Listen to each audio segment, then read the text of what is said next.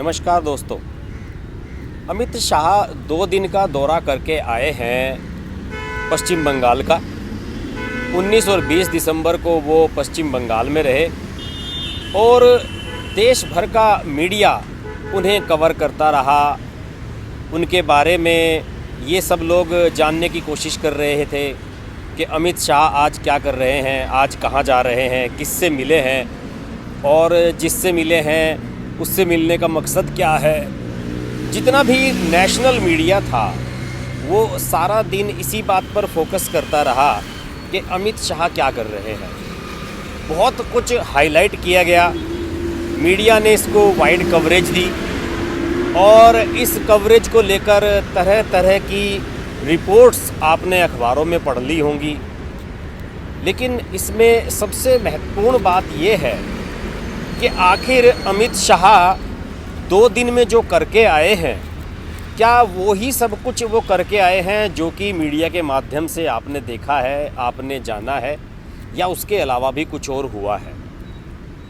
जहाँ तक मेरी जानकारी है, जो मेरे सूत्र बता रहे हैं, तो मेरे सूत्रों के हिसाब से अमित शाह एक ऐसी भूमिका तैयार करके आए हैं वहाँ पर जिसके माध्यम से बीजेपी 2021 का विधानसभा चुनाव जीतने का माहौल वहाँ पर बना रही है। और बिहाइंड द सीन कुछ ऐसे काम किए अमित शाह ने, कुछ ऐसी प्लानिंग वो फाइनल करके आए जो कि आसान नहीं है दूसरों के समझ पाना। दूसरे राजनीतिक दलों के पास फ़िलहाल उसकी काट नहीं है और ना ही किसी के पास इतनी टीम और इतनी स्ट्रेंथ नज़र आ रही है कि वो अमित शाह के इस जो चक्रव्यूह उन्होंने रच दिया है इस समय पश्चिम बंगाल में, उसका वो मुकाबला कर सके। किस लिहाज से ऐसा हुआ है, देखिए मैं आपको बताता हूँ। आपने मीडिया के माध्यम से ये जाना होगा कि शुभेंदु अधिकारी जो कि तृणमूल कांग्रेस के बड़े नेता हैं और ममता बनर्जी के बिल्कुल राइट हैंड थे, कभी अब ममता बनर्जी से नाराज़ चल रहे थे, उनको बीजेपी में शामिल कराया गया। उनके अलावा कुछ और विधायक और सांसद भी बीजेपी में शामिल हुए। ये सब आपने देखा होगा टीवी पर। रोड शो का आयोजन हुआ और इसके अलावा कई लोगों से मुलाकात की, कई लोगों के घरों पर खाना खाया। इसके अलावा कई ऐसी प्रोमिनेंट हस्तियों से मिले जो कि बहुत पॉपुलर हैं और अंत में प्रेस कॉन्फ्रेंस भी की, मीडिया के दिमाग में चल रहे सवालों के जवाब भी दिए। लेकिन इन सब के बीच अमित शाह ने ये स्पष्ट किया कि आज का वीडियो जो मैं आपसे बात कर रहा हूँ, इसमें मैं आपको बताऊंगा कि अमित शाह वहाँ पर क्या प्लान करके आए हैं और आने वाले 4-5 महीनों में उनकी टीम वहाँ क्या क्या फंक्शन करने वाली है और उस टीम के सदस्य कौन कौन है। अमित शाह ने प्रेस कॉन्फ्रेंस में अपनी जो बात कही आखिरी दिन, उन्होंने जब CAA का मुद्दा उठा कि CAA जो पश्चिम बंगाल में भी लागू होना है, ममता बनर्जी जिसका विरोध कर रही हैं, उसके बारे में जब मीडिया ने उनसे पूछा तो उन्होंने कहा कि कोविड-19 की वजह से इसका काम रुक गया था और आपको पता ही है कि सारे देश में कोरोना काल चल रहा है। अब जबकि वैक्सीन आने वाली है तो वैक्सीनेशन के साथ ही CAA पर अनुपालन की प्रक्रिया शुरू कर दी जाएगी। इसके अलावा अमित शाह से ये सवाल भी पूछा मीडिया ने कि पश्चिम बंगाल में अगर बीजेपी जीतती है तो चीफ मिनिस्टर कौन बनेगा, क्योंकि बीजेपी पर ठप्पा लगा हुआ है, बाहरी लोगों की पार्टी है। तो इस पर साफ साफ कह दिया अमित शाह ने कि पश्चिम बंगाल का बेटा ही, बंगाल की धरती का बेटा ही यहाँ का चीफ मिनिस्टर बनेगा। ये सब चीज़ें उन्होंने कही हैं और इसके अलावा जो जानकारी अब मैं आपको बता रहा हूँ वो बिल्कुल एक्सक्लूसिव है, ज़्यादा लोग उसके बारे में नहीं जानते हैं। अमित शाह ने वहाँ बीजेपी के कार्यकर्ताओं के साथ, पार्टी कार्यकर्ताओं के साथ बैठकें भी की। मैं आपको बताऊं कि 7 मंत्रियों को, जिनमें कुछ केंद्रीय मंत्री शामिल हैं, कुछ प्रदेशों के मंत्री शामिल हैं, 7 मंत्रियों को वहाँ की जिम्मेदारी सौंपी गई है। जैसे कि केंद्रीय मंत्री गजेंद्र सिंह शेखावत, अर्जुन मुंडा, मनसुख मांडवीय, प्रहलाद सिंह पटेल, डॉक्टर संजीव बालियान, ये 5 सेंट्रल मिनिस्टर हैं। इसके अलावा उत्तर प्रदेश के डिप्टी CM केशव प्रसाद मौर्य, मध्य प्रदेश के मंत्री नरोत्तम मिश्रा जो कि अपने बोल्ड बयानों के लिए बहुत पॉपुलर हैं, इन सभी को 6-7 लोकसभा क्षेत्रों का प्रभारी बनाया गया है। यानी कि एक किसी को 6 किसी को 7 लोकसभा सीटें पश्चिम बंगाल की आवंटित की गई हैं और इनसे कहा गया है कि आप यहाँ जाइए और लोगों से संपर्क कीजिए और वहाँ पर पार्टी का प्रचार कीजिए। इसके अलावा एक विशेष रणनीति बनाई गई है। विशेष रणनीति अमित शाह ने जो बनाई, इन सभी 7 मंत्रियों के साथ अमित शाह ने बैठक भी की वहाँ पर और उन्हें इंस्ट्रक्शन दी कि आने वाले दिनों में भी उन्हें यहाँ आते रहना है और क्या क्या काम करते रहना है।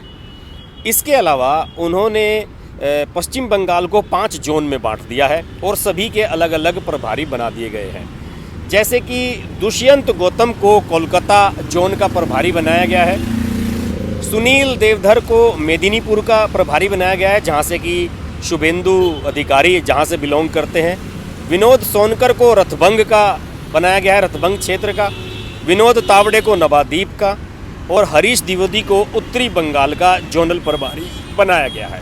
इन सब से कहा गया है कि आप वहाँ जाएं और पार्टी का संगठन मजबूत करें। इसके अलावा ये तलाश करें कि इन क्षेत्रों में कौन अच्छे प्रतिनिधि जनप्रतिनिधि हम छांट सकते हैं जिन्हें हम बाद में टिकट दे सकें। इसके अलावा जो देश के दूसरे राज्य हैं उनके महासचिवों को भी संगठन के कार्य में लगाया गया है कि आप जाइए और पश्चिम बंगाल में अगले 6 महीनों में संगठन का काम मजबूती से बढ़ाइए आगे, क्योंकि वहाँ चुनाव आ रहे हैं। जैसे कि उत्तर प्रदेश के सुनील बंसल उत्तर प्रदेश में मैजिकल वर्क कर चुके हैं। उत्तर प्रदेश में जो शानदार सफलता विधानसभा चुनाव लोकसभा चुनावों में बीजेपी ने हासिल की है उसका काफ़ी हद तक क्रेडिट सुनील बंसल को दिया जाता है।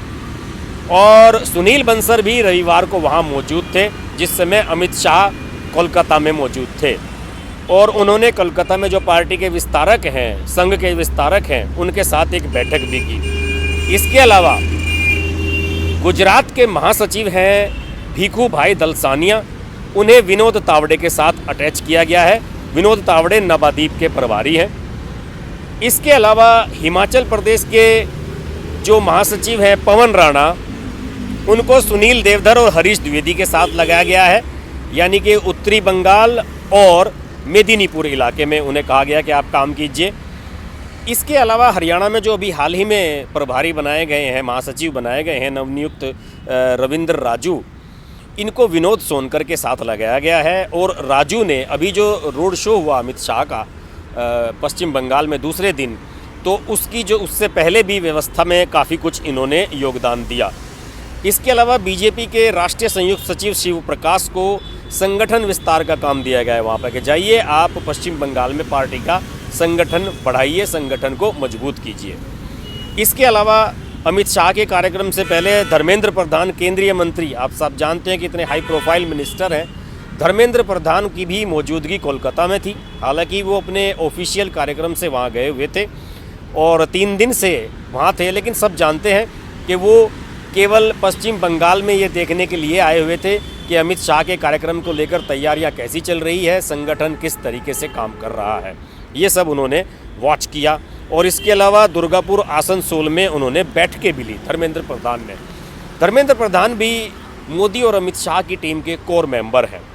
इसके अलावा रोज़ाना नई टीमें बनाई जा रही हैं हिंदी भाषी राज्यों में, जैसे कि बिहार, मध्य प्रदेश, उत्तर प्रदेश, इनके नेताओं को अलग अलग ज़िलों में भेजा जा रहा है और उनसे कहा जा रहा है कि वहाँ पर जाकर आप हिंदी भाषी लोगों से संपर्क करें और उनमें पार्टी का प्रचार का काम करें। इसके अलावा जैसे कि केंद्रीय मंत्री हैं अर्जुन मुंडा, उनकी सीमा झारखंड से आते हैं और झारखंड की सीमा पश्चिम बंगाल से लगती हुई है। उनसे कहा गया कि उन इलाकों में जाइए और उन लोगों से संपर्क कीजिए। इसके अलावा नरोत्तम मिश्रा जो मध्य प्रदेश के हैं, उनसे ये कहा गया है कि आप जाइए और उन बंगाल के लोगों से संपर्क कीजिए जिनके रिलेटिव्स मध्य प्रदेश में रहते हैं या जो बंगाली मध्य प्रदेश में रह रहे हैं उनके रिलेटिव्स जो बंगाल में रह रहे हैं उनसे संपर्क साधा जाए। देखिए कितनी बड़ी प्लानिंग की गई है। इसी प्रकार तमाम प्रक्रियाएं पार्टी की चल रही हैं और अमित शाह का जो 2 दिन का दौरा है, इस दौरे को बहुत ही सक्सेसफुल कहा जा सकता है। इस दौरे में उन्होंने अपने सारे गोल अचीव किए। जिन लोगों को पार्टी में शामिल करना था उन्हें पार्टी में शामिल किया गया है और जिन लोगों पर हमला करना था उन पर हमला किया गया है ममता बनर्जी को आईना दिखाना था, उन्हें आईना भी अमित शाह ने दिखाया है। और अब एक ऐसी रणभूमि की भूमिका भी उन्होंने तैयार कर दी है जिसमें बीजेपी इस बार हल्की नहीं रहने जा रही है। देखते हैं अमित शाह का ये दौरा कितना सफल रूप लेकर आता है आने वाले विधानसभा चुनावों में। और ये भी देखने वाली बात होगी कि विधानसभा चुनावों में क्या बीजेपी डिलीवर कर पाती है या नहीं, यानी कि जो हाइप इस समय पार्टी के प्रति देखने को मिल रहा है उसको सक्सेसफुली एग्जीक्यूट कर पाती है विधानसभा चुनाव में या नहीं। इस पर हमारी नज़र बनी रहेगी। आप देखते रहिए हर्ष की बात लाइव। नमस्कार। अगर आपको हमारी वीडियो पसंद आई तो वीडियो को लाइक करें, चैनल को सब्सक्राइब करें और नोटिफिकेशंस के लिए बेल आइकन को प्रेस करें।